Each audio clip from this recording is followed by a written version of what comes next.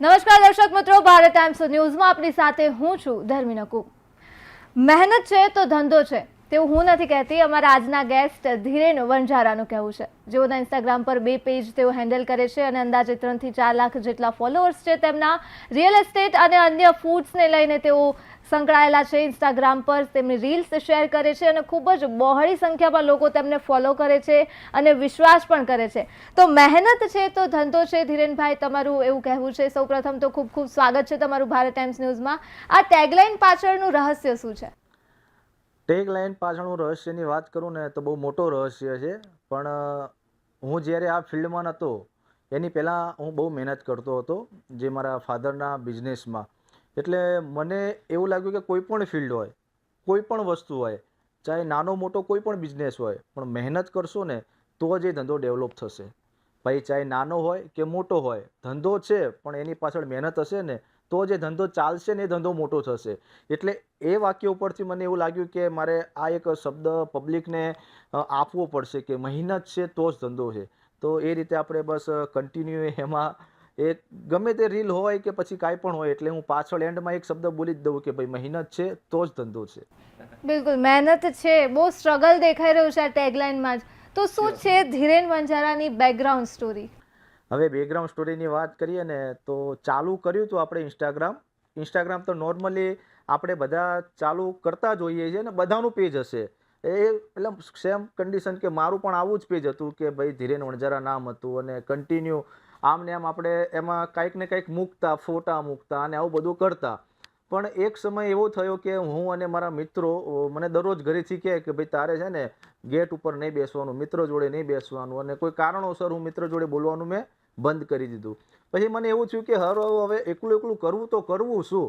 તો પછી હું દરરોજ એક પાન ખાવા જતો ને તો મેં એક નાનકડો વિડીયો બનાવ્યો, એમાં મેં મારો અવાજ નહોતો આપ્યો, માત્ર ખાલી મ્યુઝિક મૂક્યું। પછી બીજા દિવસે ફરી મને એવું થયું કે સારું કંઈક ને કંઈક બોલવું તો પડશે। તો બીજી વાત એ થઈ કે મેં એક રીલ, મારી પહેલી રીલ હતી મેડમ, કે સોડા, અહીંયા આપણે ડીમાર્ટ જોડે એક સોડાવાળા ભાઈ છે, એ એવી સોડા આપે છે કે અલગ અલગ નામ આપે છે, જીએસટી છે, અલગ અલગ સોડાનો એક મેં વિડીયો બનાવ્યો। તો સ્ટાર્ટિંગમાં નહીં તો માઇક, આઈફોન કદાચ મારી જોડે હતો, એટલે હું ધાબળું ઉડીને અને પછી અવાજ આપતો કે કેમ છો અમદાવાદ, તમારા માટે મસ્ત મજાની આજે સોડા લઈને આવી ગયો છું ને। એટલે એ સ્ટાર્ટિંગ હતું અને એ વખતે બધાને એવું થતું કે આ ધીરેન કંઈક ખાવા જાય તોય વિડીયો બનાવે છે, સોડા પીવા જાય તોય વિડીયો બનાવે છે, પાન ખાય તોય વિડીયો બનાવે છે, કે ભાઈ તું બધું ખાય છે તો બધાને કેમ બતાવે છે? એમ બધાનો કહેવું એક પ્રશ્ન એવો હતો, પણ એ પ્રશ્નની પાછળનો જવાબ અત્યારે બધાને મળી જાય છે ભગવાન માતાજીની દયાથી। અને હું કંઈક ને કંઈક વિડીયોમાં સારું કન્ટેન્ટ લાવું છું ને અત્યારે એ જ લોકો મને કહે છે કે ના ધીરેન તું બહુ સરસ કામ કરું છું। એટલે આમ મનને આનંદ થાય છે। પૈસા તો પાછળની વાત છે, પણ કોઈક આપણને એવું કહે કે ધીરેન ના તું બરાબર કામ કરું છું, એટલે બસ એમાં આનંદ આવે છે આપણને બેન। બિલકુલ ધીરેન, પૂછવા માંગીશ કે પહેલો જે વિડીયો તમે કહી રહ્યા છો ધાબળો ઓઢીને શરૂઆત કરી હતી, આજે આટલા લાખોની સંખ્યામાં ફોલોઅર્સ છે તમારા, એ જર્ની કેવી રહી છે? જર્ની એવી રહી છે કે બસ કદાચ હું મારા ફાધરના બિઝનેસમાં જોઈન્ટ હોઈશ, બધી બાજુ દોડવાનું, ગમે ત્યાં કન્ટેન્ટ એવું હતું ને કે સ્ટાર્ટિંગમાં કે હું જે પણ વિડીયો બનાવું ને એમાં બહુ સપોર્ટ, એટલે સારા એવા વ્યૂઝ આવતા અને મને એવું લાગતું હતું કે પબ્લિક ક્યાંક ને ક્યાંક મને ગમાડે છે, મારા અવાજને પસંદ કરે છે, મારી બોલવાની જે કળા છે એને પસંદ કરે છે। એટલે હું દરરોજ કામ કરતો, મારા ફાધરના બિઝનેસમાં દોડધામ કરતો। અને પછી એ વખતે કેવું ખબર, અમને અત્યારે આ હાલમાં એવું છે કે અમે વિડીયો બનાવીએ ને એના પૈસા લઈએ, અને એ વખતે એવું હતું ને કે હું પૈસા આપીને વિડીયો બનાવતો હતો। ક્યાંક 500 રૂપિયા, 700 રૂપિયા, 200 રૂપિયા, 300 રૂપિયા, કાંઈ પણ ખાવાનું મળે ને સસ્તું મોંઘું, અને મને એવું લાગે કે આ પબ્લિકને બતાવવા જેવું છે તો એને ડાયરેક્ટ કેપ્ચર કરતો, પૈસા આપતો અને એમને પૂછતો કે સર હું વિડીયો બનાવું? તો કે હા બનાવ। તો બસ એ વિડીયો બનાવીને એનું રાત્રે મસ્ત મજાનું અવાજ આપીને પછી સવારે એને અપલોડ કરતો અને બધાનો ફૂલ સપોર્ટ મને મળતો એમાં। એટલે બહુ મજા આવતી આમ, એમાં મને બહુ આનંદ આવતો અને ફોલોવર્સ પણ ધીમે ધીમે વધવા લાગ્યા। પછી આગળ એવી ઘણી વાતો છે બેન, આપણે અત્યારે હાલમાં બોલવા જઈએ તો આ વિડીયો બહુ મોટો થઈ જશે। ફેમિલી અપ્રોચ કેવો રહ્યો જ્યારે તમે ફર્સ્ટ વિડીયો બનાવ્યો? કેમ કે આપણા જનરેશનથી જ આ કલ્ચર આવ્યું છે ઇન્ફ્લુએન્સરનું, આપણા જ્યારે મમ્મી પપ્પાના ટાઈમથી આ કલ્ચર નહોતું, તો ઘણીવાર એ લોકોને એવું થાય કે આ શું કલ્ચર ચાલ્યું છે, આમાં ફ્યુચર કેવું છે, તમારા પર્ટિક્યુલર પેરેન્ટ્સનું, ફેમિલીનું અપ્રોચ કેવો હતો સ્ટાર્ટિંગમાં, અને હવે જ્યારે તમે પૈસા કમાવા માંડ્યા છો આમાંથી, તો હવે શું અપ્રોચ છે આપણો? આમાં બેન એવું છે ને કે સ્ટાર્ટિંગના બેઝ ઉપર તો મને પણ એવું નહોતું કે મારું ફ્યુચર ઇન્ફ્લુએન્સરમાં એટલું સારું હશે. અને મારા મમ્મી પપ્પાને તો નોર્મલી નથી ખબર, વાઈફને પણ નથી ખબર કે આ ઇન્સ્ટાગ્રામમાં આટલું બધું કાંઈ કરશે. પણ મેં મારી મહેનત ચાલુ રાખી સાઈડમાં. ડાયરેક્ટલી મેં એમને ફોકસ નહોતો કર્યો કે હું ડાયરેક્ટ ઇન્ફ્લુએન્સર બનું, પણ મેં ધીમે ધીમે ટ્રાય કરતો ગયો અને એક લેવલ આવી ગયું. અત્યારે મમ્મી પપ્પાને સારું લાગે છે, વાઈફને સારું લાગે છે, નાની મારી છોકરી છે એ પણ મારા વિડીયો જોતા હોય છે. અને કદાચ મારો છોકરો અત્યારે 3-4 મહિનાનો છે, કદાચ એને આમ કહું ને કેમ છો અમદાવાદ, તો એ હસવા લાગે છે. એટલે હાલમાં બસ બધાને સારું લાગે છે કે ના છોકરો કાંઈ કરી રહ્યો છે અને આનંદ છે આમ. પહેલા સપોર્ટ હતો જ્યારે સ્ટાર્ટિંગ કર્યું ત્યારે? સ્ટાર્ટિંગના બેઝ ઉપર તો બધા ઇગ્નોર જ કરે. કોઈ પણ અત્યાર સુધીનો નિયમ છે કે તમે કોઈ પણ સારું કામ કરતા હોય ને તો પહેલા આમ કર્યા કરે છે, કરવા દો ને જે કરે, બસ આ સેમ પ્રશ્ન હોય કે કર્યા કરે છે એની રીતે. ફિલ્ડ પણ એવી કન્ફ્યુઝિંગ છે કે લોકો સમજી ના શકે કે પૈસા તમે આમાંથી કેવી રીતે કમાવશો અને કેવી રીતે ફ્યુચર બનાવશો, એટલે અઘરું છે થોડું. બહુ સાચી વાત છે. કેમ કે નથી કહેતા કે હજારોની પબ્લિકમાં એક તમે આવી રીતે બહાર આવો, એક કિસ્મતની અને એક મહેનતની વાત છે. બધા લોકો મહેનત કરી રહ્યા છે, બધા ઇન્ફ્લુએન્સર છે, પણ આવી રીતે બધા કોઈ બહાર નથી આવતા. તો ઘણીવાર મને એવું થાય છે કે આ બધું કિસ્મતનું પણ કામ છે ને મહેનતનું પણ કામ છે. તો ક્યાંક ને ક્યાંક બધું થઈ ગયું. અને હાલમાં નથી કહેતા કે દિવાળીના ટાઈમમાં તો હું બેન એટલો બધો હેરાન હતો ને કે એટલું બધું કામ કે ઘણા લોકો મને એવું કહે કે ધીરેનભાઈ તું મેરે પૈસે લે ગઈ, રીલ નહીં રખા, ये हो गया वो हो गया. પણ હું તો સ્પેશિયલ એનો મેં વિડીયો બનાવ્યો હતો કે કોઈ એવું ના સમજો, મારે કોઈનો 1 રૂપિયો બેન આપણે કોઈનું ખોટું લેતા નથી. તમારું માર્કેટિંગ કરવા માટે હું આવ્યો છું, 100% માર્કેટિંગ કરીશું. અને જેના પૈસા લીધા છે એને આપણે જરૂર કામ આપ્યું છે. પણ એક સમય એવો આવી ગયો કે મેં વિચાર્યું નહોતું કે દિવાળીમાં મારી જોડે એટલું કામ હશે આમ. તો એ પ્રમાણેનું મારી જોડે કામ હતું બેન. બિલકુલ, ખૂબ મોટિવેશનલ વાત કરી રહ્યા છો. દર્શક મિત્રોએ તમારી રીલ્સ જોઈ છે, તમારો અવાજ સાંભળ્યો છે, પણ આજે અમારા દર્શક મિત્રોને એ જણાવો કે રિયલ ધીરેન વણઝારા કોણ છે, વ્યક્તિત્વ શું છે ધીરેન વણઝારાનું? ધીરેન વણઝારા એક સિમ્પલ માણસ હતો, છોકરો હતો. નાનપણથી જેમ તમે બધા ચડ્ડી પહેરીને જતા હતા ને, બસ એ પ્રમાણે સ્કૂલમાં જતો. અને ધીમે ધીમે મારું 10મું પાસ કર્યું મેં સાગર વિદ્યાલયમાંથી. મારી સ્કૂલનો હું છેલ્લી બેન્ચ ઉપર બેવાળો છોકરો હતો, છેલ્લી બેન્ચે બેતો કાયમ. અને બધાને આશા ઓછી કે આ છોકરો કાંઈ કરશે. પણ અત્યારે કદાચ મારા ટીચર છે, મારા મેડમ, મારા સર કદાચ ક્યાંક મને મળી જાય તો 100% ધીરેન કેમ છે. મને ગર્વ થાય છે કે મેં ક્યારેય વિચાર્યું નહોતું કે સાહેબ મને ઓળખશે. પણ અત્યારે મને ક્યાંક સાહેબ મળી જાય ને તો કે કેવું છે સાહેબ, બેટા મજામાં ને? મેં કીધું સાહેબ મજામાં, તમારા આશીર્વાદ. યસ. અને ડિપ્લોમા વખત મને એક છોકરો, એના પછી 10મું પાસ થયું અને એના પછી સાયન્સમાં તો આપણી કેપેસિટી હતી જ નહીં. કેમ કે પહેલેથી નેગેટિવ કે આ છોકરો સાયન્સમાં કાંઈ નહીં કરે, કે પૈસા બગાડવાના થશે. એટલે એના પછી મને ડિપ્લોમામાં એડમિશન અપાયું. મેં ડિપ્લોમા સમર્થ કેમ્પસ હિંમતનગરથી કર્યું છે. બહુ મસ્ત કોલેજ હતી. અને એમાં એવું હતું કે 6 કરતાં વધારે અટે આવે ને મેડમ તો આપણને ડિટેન કરી દે. તો આપણે એકવાર ડિટેન થઈ ગયા. કેમ કે આપણે ભણવામાં પહેલેથી થોડા એ હતા, પણ આપણે બીજી બધી એક્ટિવિટી પ્રવૃત્તિમાં બહુ આગળ હતા. તો એના કારણે આપણે બહુ સારું, મને મજા આવી ડિપ્લોમા. આપણે જ્યારથી હું ડિટેન થયો ને ત્યારથી મેડમ મને આવી ખબર પડી કે હવે કાંઈ કરવું પડશે. તો એના પછીનો આપણો રેકોર્ડ છે મેડમ કે આપણે સારામાં સારા તૈયારી અને સારા CGPAથી લાસ્ટમાં 8.1 CGPA મારા આવ્યા હતા, બેસ્ટ. અને જે કહેવાય ને 1 થી 10માં તો કદાચ એ લિસ્ટમાં પણ હું કદાચ હતો. એટલે આપણે પહેલેથી એવું વિચાર્યું હતું કે ના મહેનત કરવી છે તો પછી ભૂકા કાઢી નાખી એવી મહેનત કરીએ. આમ જે મહેનત છે, ધંધો છે, એ પ્રમાણે આપણે મહેનત પણ કરતા હતા એમાં. બિલકુલ. આગળ પૂછવા માંગીશ કે ઘણીવાર એવું થાય છે કે ઇન્ફ્લુએન્સર્સ છે ને ખોટી રીલ્સ માત્ર વ્યૂઝ મેળવવા માટે પોસ્ટ કરતા હોય છે અને લોકો હેરાન થતા હોય છે. તો આવા ઇન્ફ્લુએન્સર કે આવા કેસીસ તમારા નજરમાં આવે છે અને શું કહેશો આવા લોકોને? હું પોતે ઇન્સ્ટાગ્રામ એવું નથી, હું ઇન્સ્ટાગ્રામમાં રીલ મૂકવું એટલે ઇન્સ્ટાગ્રામ જોતો નથી. બધાની રીલ પણ જોતો હોઉં છું, બધાના વિડીયો પણ જોઉં છું. કોઈકનો ડાયરેક્ટ જોઉં છું તો કોઈકનો આડકતરી બીજી આઈડીમાંથી જોઉં, મારા વાઈફની આઈડીમાંથી કદાચ કોઈને. એટલે આપણે બધાની બધું જોતા જોઈએ. અને ઘણા લોકો ફેક ન્યૂઝ બનાવે છે. કદાચ રિસેન્ટલીમાં કોઈક 50 લાખનું મકાન હોય, કોઈ 30 લાખમાં વેચે છે, કોઈક અલગ અલગ બહુ બધી ફેક ન્યૂઝ હોય છે કે જે રિયાલિટી ત્યાં કંઈ હોતું જ નથી. બરાબર. અને બહુ બધી પબ્લિક હેરાન થાય છે.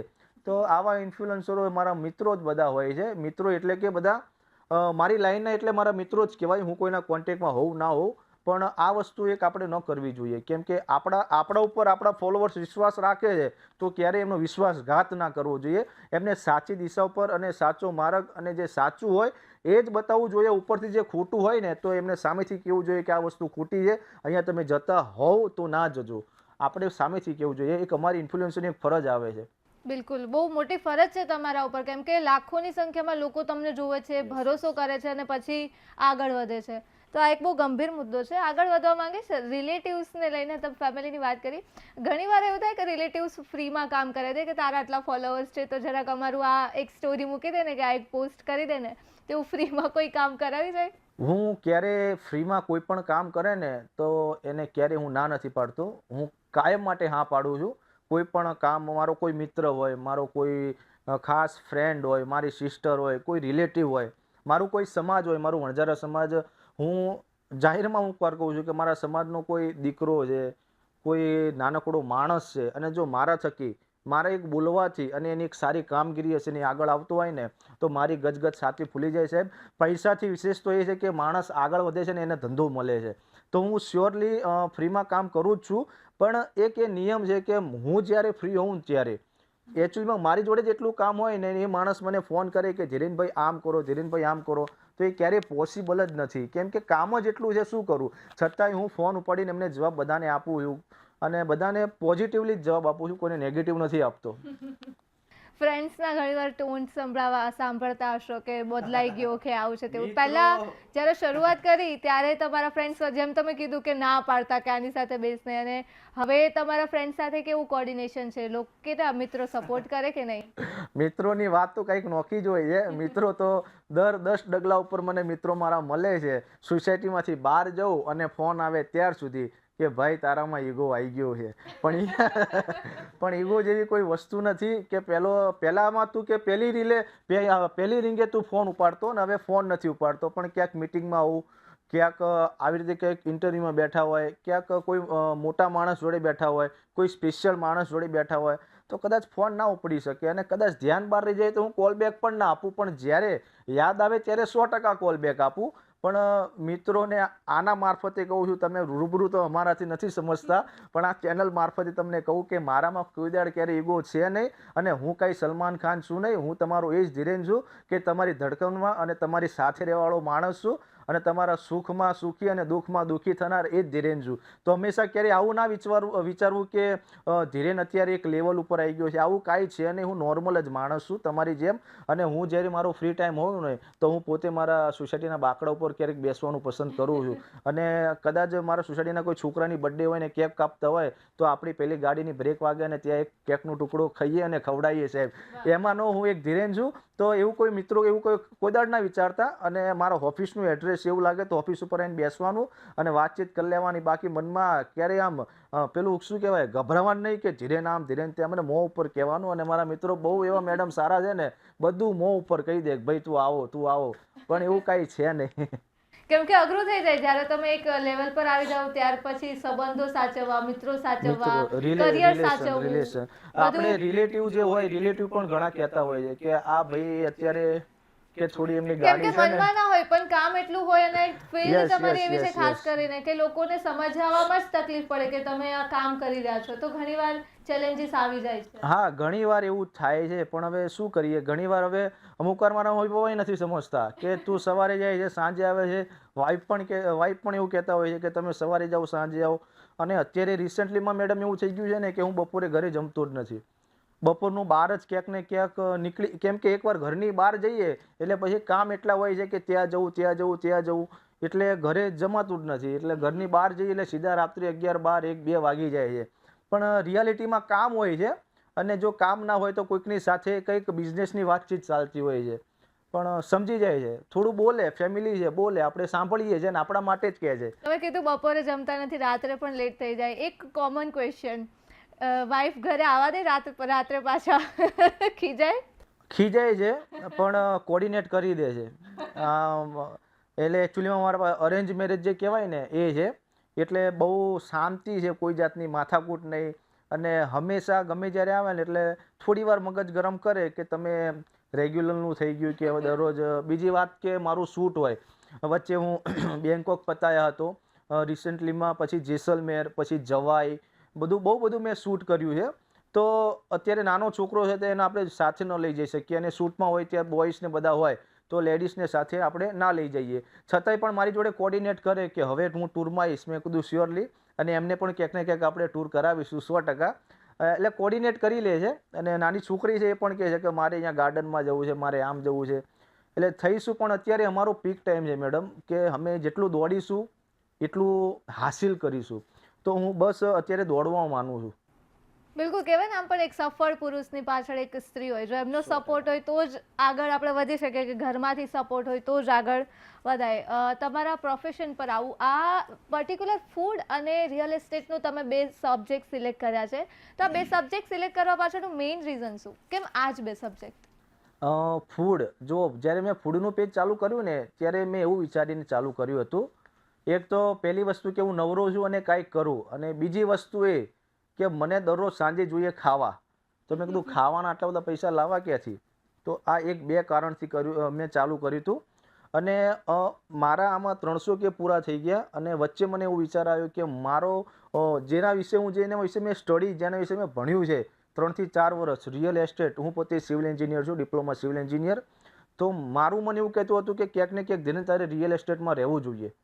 અને કુદરતી એક કળા હતી મારી જોડે, તો મેં ચાલુ કર્યું. અને પબ્લિકે મને જેમ ફૂડી બ્લાસ્ટ ધીરેના પેજમાં મને જેમ વધાવી લીધો હતો, તેમજ આ પેજમાં મને વિશ્વાસપાત્ર બહુ દિલથી વધાવી લીધો કે ના ધીરેનભાઈ, બહુ મસ્ત મજાની રીલો આવે છે, બહુ સારા કોન્ટેક્ટ થવા લાગે, અને બધાનું સારું એવું કામ થાય છે, એટલે બધા યાદ પણ રાખે.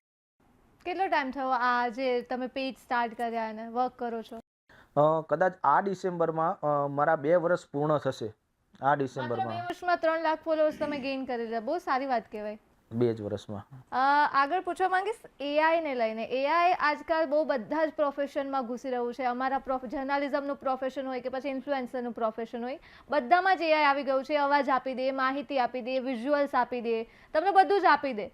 તો હવે સવાલ એ થાય છે કે જો એઆઈ આટલું જ ઘર કરી જશે તો જો સાચા રિયલ પર્સનની જરૂર પડશે ખરા પ્રોફેશનમાં, તો તમારા ઇન્ફ્લુએન્સર મતલબ કે સોશિયલ મીડિયામાં એઆઈ કેટલું હાર્મ કરશે કે તમને ફાયદો કરશે? શું લાગે છે એઆઈ વિશે? એઆઈ એક એવી વસ્તુ છે ને મેડમ, કે અત્યારે હાલમાં તમે ક્યાંક જુઓ ને, ધીરેન જેવો અવાજ બનાવવો હોય ને તો એ બની જાય એઆઈમાં, પણ ધીરેન ના બની શકે. જુઓ, એઆઈ છે, હું જે બોલું છું તમે ધ્યાનથી જેને ધીરેનને સાંભળતા હશે ને, એવું તમને લાગશે કે ધીરેન બોલી રહ્યો છે, પણ તમને ક્યાંક ને ક્યાંક એવું પણ લાગશે કે આ ધીરેન કરતાં ક્યાંક આઉટ બોલી રહ્યો છે. એટલે એઆઈ આવશે, પણ એટલું કંઈ મને નથી લાગતું કે માણસ ઉપર એટલી અસર. જે માણસ છે માણસ જ છે, અને એઆઈ છે એઆઈ જ છે. ઓકે, આગળ વધીએ. અમદાવાદીઓને અગર ઇન્વેસ્ટ કરવું હોય હાલના સમયમાં, તો અમારા દર્શક મિત્રોને જણાવો કે ક્યાં ઇન્વેસ્ટ કરવું અત્યારે સૌથી સારું રહેશે? અત્યારે મેડમ ઇન્વેસ્ટમાં તો એવું છે ને કે ઇન્વેસ્ટ બહુ સારી વસ્તુ છે. બધી જગ્યા પર ઇન્વેસ્ટ બધા કરતા જ હોય છે. બધાની નજર અલગ અલગ જોવાની છે, બધાના ભાવાર્થ અલગ અલગ હોય છે. પણ કહેવાનો મતલબ એ છે કે ઇન્વેસ્ટમાં ઈસ્ટ ઝોનમાં તો એક દહેગામવાળો જે રોડ છે ને, એ રોડ અત્યારે બહુ ડેવલપ થઈ રહ્યો છે. કદાચ એવું મને લાગી રહ્યું છે ઈસ્ટ ઝોનમાં કે આપણું જે દહેગામ સર્કલ, દહેગામ સર્કલથી દહેગામ સુધી આખું ટોટલી અમદાવાદ એક સમય કદાચ ટચ કરી જશે. એક બેસ્ટ ઓપ્શન એ પણ છે. અને એના કરતાં અત્યારે છે ને મેડમ, રિયલ એસ્ટેટમાં લોકો જે જમીનમાં ઇન્વેસ્ટ કરે છે ને, એ બહુ ગજબનું કરે છે. અને એવું કહેવામાં આવે છે કે જમીન ટૂંક સમયમાં સારું એવું આપણને રિફંડ આપે છે, પૈસા સારો આપીને જાય એવું. અને ઘણા લોકો એવું પણ કહે છે કે બધું નથી કહેતા દેશી ભાષામાં, બધી વસ્તુ દગો આપશે પણ જમીન ક્યારેય દગો નહીં આપે. એટલે સારું એવું તમને એમાં એ મળશે. અને બીજી વસ્તુ એ કે આમ તો શેલા છે, સિલત છે, પ્રાઇમ લોકેશન છે, વૈષ્ણોદેવી છે, આમાં પૈસો નાખો એટલે ડબલ, આજે નહીં તો કાલે થવાનો જ છે. પણ વેટ એન્ડ વોચ, કે ભાઈ જેનામાં ધીરજ હોય ને એ જ બધા ફળ ખાય. પણ એક પક્ષ એવું પણ કહે ને કે સોનામાં ઇન્વેસ્ટ કરવું જોઈએ કે જમીનમાં, એના પર હંમેશા ડિબેટ્સ ચાલતી હોય છે કે આ સારું કે આ. એમ તો ઘણા બધા ઓપ્શન્સ છે, પણ ખાસ સોના અને જમીનને લઈને વધારે ડિબેટ્સ થતી હોય. શું માનવું છે આ બેમાંથી સારો અને સેફ ઓપ્શન કયો? સેફ તો સોનું પણ છે, સોનું ઘરમાં રહે, રિયલ એસ્ટેટ બહાર રહે, ખાલી કાગળિયા આપણી જોડે રહે. બાકી રિયલ એસ્ટેટ સારી વસ્તુ છે, સોનું પણ સારું છે, પણ રિયલ એસ્ટેટ વધારે સારું મને લાગે છે મારી દ્રષ્ટિએ. બાકી જેને સોનું જે માઇન્ડમાં જતું રહ્યું છે ને, એ તો સોનું લે જ કરે છે. અને દર વર્ષે ધનતેરસના દિવસે આપણે જોઈએ ને, એટલે સોનું એક વર્ષમાં બહુ સારું એવું આપણને ડિફરન્સ જોવા મળે છે.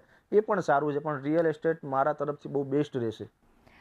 એક સવાલ મને એ થાય છે, આજકાલ યુથ છે ને જોઈને બહુ અટ્રેક્ટ થાય છે કે આ લોકોના આટલા લાખોમાં ફોલોઅર્સ છે, તો આપણે પણ વિડીયોઝ બનાવીએ અને ફોલોઅર્સ ગેઇન કરીએ. પણ એ લોકો એની ઘેલચામાં ઘણીવાર આપણે જોયા છે કે ઘણીવાર તો લોકો મરી પણ જાય છે વિડીયોઝ બનાવતા બનાવતા. તો યુથને તમે શું કહેવા માંગશો કે આ ઘેલચા કેટલી હદે તે લોકોના જીવ લઈ લે છે, તો એ કેટલી હદે યોગ્ય?